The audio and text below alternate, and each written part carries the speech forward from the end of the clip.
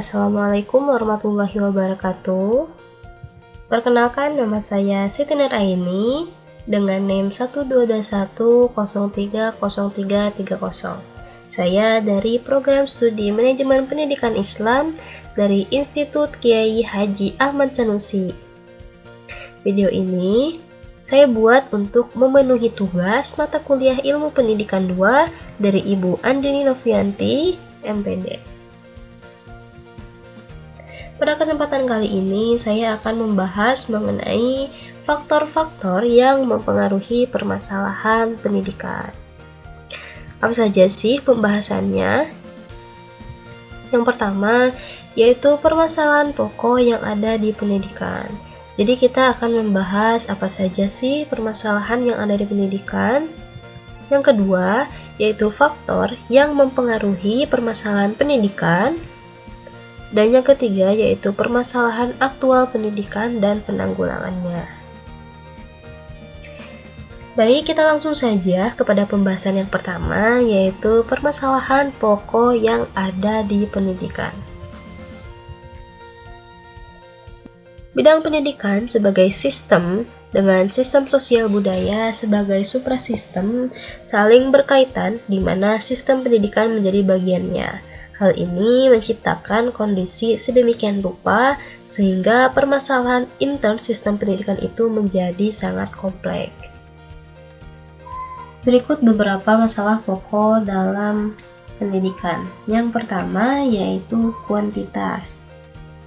Kuantitas ini mengacu pada jumlah kesempatan pendidikan yang tersedia untuk masyarakat. Ini mencakup jumlah guru, sekolah, ruang kelas, dan fasilitas pendidikan lainnya. Contohnya, yaitu kekurangan sekolah di daerah pedesaan atau terpencil, terus rasio guru murid yang terlalu tinggi, serta jumlah siswa yang tidak dapat mengakses pendidikan formal karena keterbatasan infrastruktur atau sarana dan prasarana. Selanjutnya, masalah pokok yang kedua yaitu kualitas. Nah, kualitas pendidikan ini merujuk pada standar pembelajaran, mutu pengajaran, dan hasil pendidikan yang dicapai. Faktor ini mencakup kurikulum, kompetensi guru, dan materi pembelajaran. Contohnya ini guru yang kurang terlatih, guru kurikulum yang tidak up to date, dan metode pengajaran yang tidak efektif, serta fasilitas dan sumber daya yang tidak memadai.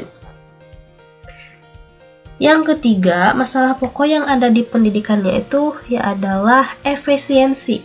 Nah, efisiensi dalam pendidikan berkaitan dengan bagaimana sumber daya, termasuk waktu, tenaga, uang, ini digunakan untuk mencapai hasil pendidikan maksimal. Contohnya, seperti anggaran pendidikan yang tidak proporsional dengan hasil yang dicapai, penggunaan sumber daya yang boros, serta administrasi dan manajemen sekolah yang tidak optimal. Selanjutnya, permasalahan pokok yang keempat adalah efektivitas. Efektivitas ini merujuk pada sejauh mana tujuan pendidikan tercapai dan hasil yang diharapkan dapat direalisasikan. Ini mencakup pengukuran hasil belajar dan pencapaian kompetensi siswa.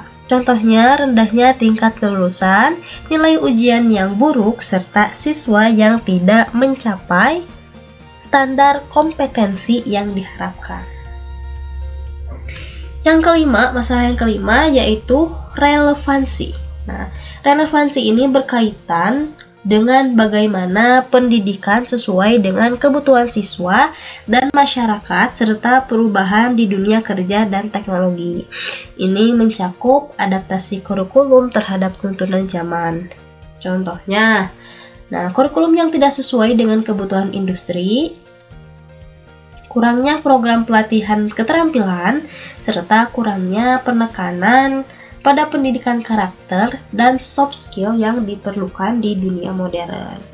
Untuk menyelesaikan masalah-masalah tersebut, diperlukan pendekatan yang holistik dan terkoordinasi, melibatkan berbagai pemangku kepentingan dalam sistem pendidikan, termasuk pemerintah, sekolah, guru, orang tua, dan komunitas.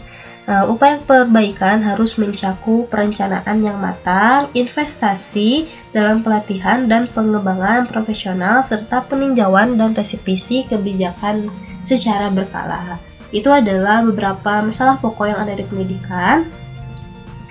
Selanjutnya, yaitu kepada faktor yang mempengaruhi permasalahan pendidikan. Faktor utama yang memengaruhi berkembangnya masalah pendidikan diantaranya yang pertama, yaitu perkembangan iptek atau ilmu pengetahuan dan teknologi dan seni. Nah, kemajuan dalam ilmu pengetahuan, teknologi, dan seni dapat berkembang besar pada sistem pendidikan.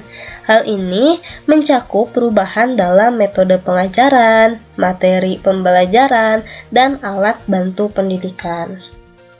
Contohnya, penggunaan teknologi digital dalam kelas seperti komputer, tablet, dan internet memungkinkan akses yang lebih luas ke informasi dan sumber belajar.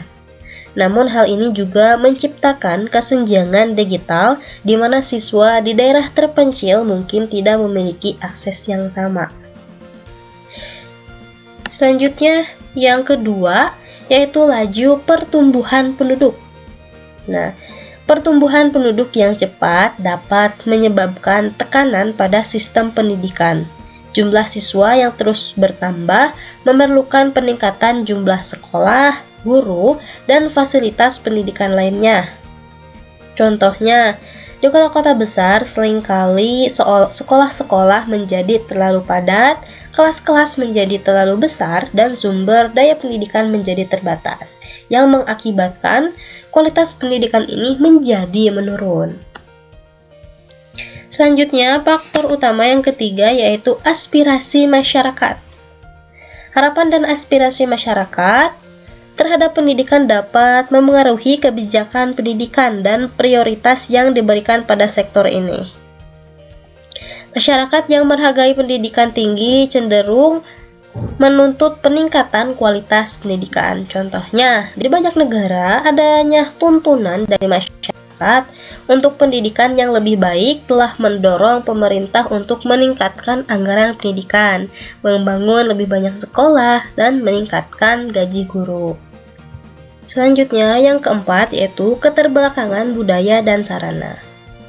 Faktor budaya dan kekurangan infrastruktur dapat menjadi penghambat bagi perkembangan pendidikan.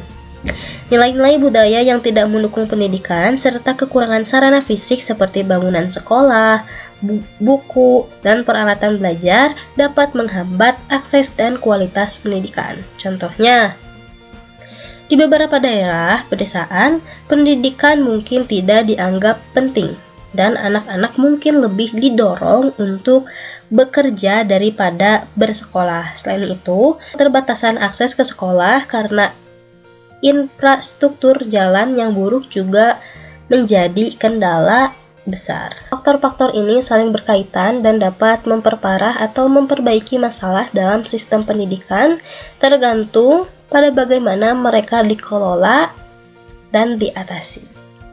Selanjutnya, pembahasan yang ketiga yaitu permasalahan aktual pendidikan dan penanggulangannya. Apa sih itu yang dimaksud dengan permasalahan aktual? Nah, permasalahan aktual ini berupa kesenjangan-kesenjangan yang pada saat ini kita hadapi dan terasa mendesak untuk ditanggulangi. Beberapa masalah aktual pendidikan ini meliputi masalah-masalah keutuhan pencapaian sasaran, kurikulum, dan pendayagunaan teknologi pendidikan. Nah, apa sih maksud dari masalah keutuhan pencapaian sasaran? Nah, masalah ini berkaitan dengan integritas dan moralitas dalam praktek pendidikan. Ini termasuk transparansi, kejujuran, dan etika dalam penilaian, penerimaan siswa, dan pengelolaan sekolah. Contohnya, seperti skandal kecurangan dalam ujian nasional atau penyalahgunaan dana sekolah yang mengancam kepercayaan masyarakat terhadap sistem pendidikan. Selanjutnya, masalah kurikulum ini bagaimana sih gitu. Nah, kurikulum ini adalah inti dari pengalaman belajar siswa dan mempengaruhi apa yang mereka pelajari dan bagaimana mereka belajar. Nah, isu kurikulum bisa meliputi relevansi materi pelajaran dengan kebutuhan pasar, inklusi materi yang sesuai dengan perkembangan zaman, dan keberlanjutan kurikulum dalam mempersiapkan siswa menghadapi tantangan masa depan. Contohnya, penyesuaian kurikulum untuk mencakup keterampilan digital atau pemrograman sebagai respon terhadap pendidikan teknologi. Nah, masalah selanjutnya yaitu pendayagunaan teknologi pendidikan. Apa sih maksudnya? Gitu. Nah, ini berkaitan dengan integrasi teknologi dalam proses pengajaran dan pembelajaran. Nah, isu ini mencakup akses terhadap teknologi, pelatihan guru dan pemanfaatan teknologi dan keamanan data siswa. Contohnya, penggunaan platform pembelajaran daring untuk mendukung pembelajaran jarak jauh selama pandemi COVID-19 atau integrasi kecerdasan buatan dalam analisis pembelajaran untuk personalisasi pengajaran. Setiap isu ini memiliki dampak yang signifikan terhadap pengalaman belajar siswa dan efektivitas sistem pendidikan secara keseluruhan, sehingga penting untuk dikelola dengan cermat dan responsif terhadap perubahan zaman dan tuntutan masyarakat. Selanjutnya nih, bagaimana upaya penanggulangannya? Yang pertama, yaitu pendidikan perlu ditingkatkan secara terprogram, tidak cukup berlangsung secara insidental. Nah, kenapa tidak cukup secara insidental? Karena proses pembelajaran ini harus dilakukan secara terstruktur dan berkesinambungan. Pembelajaran terprogram meliputi perencanaan, tindakan, pengamatan, dan refleksi yang berulang untuk meningkatkan kualitas pembelajaran. Dengan demikian, proses pembelajaran dapat berlangsung secara efektif dan efisien, serta memungkinkan guru dan siswa untuk berpartisipasi aktif dan berkesinambungan dalam mencapai tujuan pembelajaran. Upaya yang kedua yaitu pemilihan siswa atas kelompok yang akan melanjutkan belajar ke perguruan tinggi dengannya akan terjun ke masyarakat merupakan hal yang prinsip karena pada dasarnya tidak semua siswa secara potensial mampu belajar di perguruan tinggi. Adapun upaya yang ketiga yaitu pelaksanaan ekstrakurikuler dipekerjakan dengan penuh kesungguhan dan hasilnya diperhitungkan dalam menetapkan nilai akhir atau pelulusan. Upaya yang terakhir yaitu pendidikan tenaga kependidikan atau prajabatan dan dalam jabatan perlu diberikan perhatian khusus karena tenaga pendidikan khususnya guru ini menjadi penyebab utama lahirnya sumber daya manusia yang berkualitas untuk pembangunan. Baiklah, hanya itu yang dapat saya sampaikan pada video kali ini. Semoga bermanfaat. Wassalamualaikum warahmatullahi wabarakatuh.